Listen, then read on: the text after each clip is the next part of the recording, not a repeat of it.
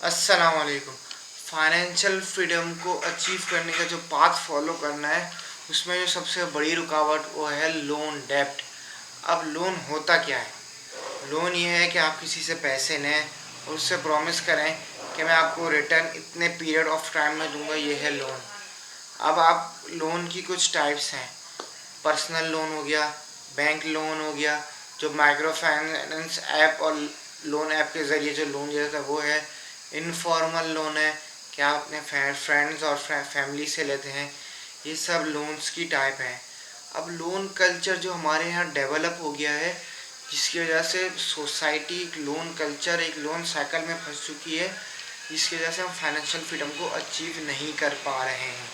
और financial freedom की awareness भी बहुत कमी है। तो बाज़ औक़ात ये होता है, इसके पास गाड़ी, अच्छा घर, ये सब चीज़ें लोग देख के बोलते हैं ये क्या है। तो बिहाइंड द सीन्स वो बंदा बाज़ औक़ात एक लोन साइकिल में फंसा हुआ होता है।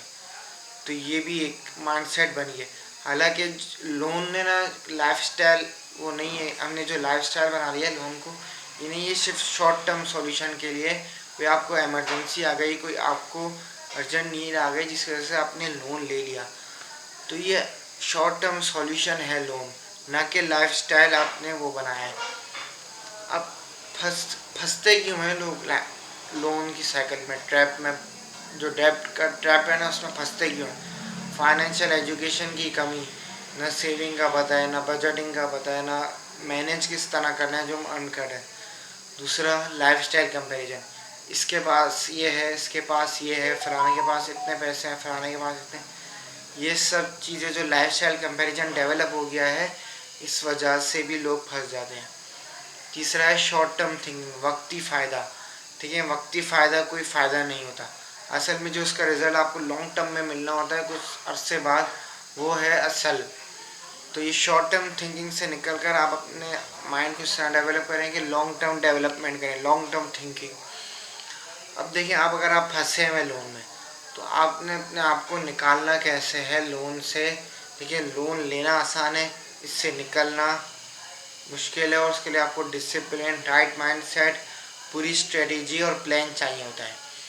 तो अब इससे निकलना कैसे? सबसे पहले आपने अपने जो दूसरा लोन नहीं लेना, अगर है फर्दर लोन नहीं लेना आपने, सबसे पहला पॉइंट। दूसरा पॉइंट, आपने साइड में अपनी थोड़ी बहुत सेविंग रखनी है, ताकि अगले जब भी आपको ज़रूरत पड़े तो आपको लोन लेने की ज़रूरत नहीं पड़े, आपके पास उन सेविंग से ही आपसे काम हो जाए।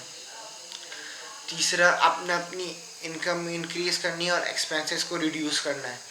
तो आपकी इनकम स्टेबलाइज होती जाएगी, तो आप लोन से निकलते रहेंगे।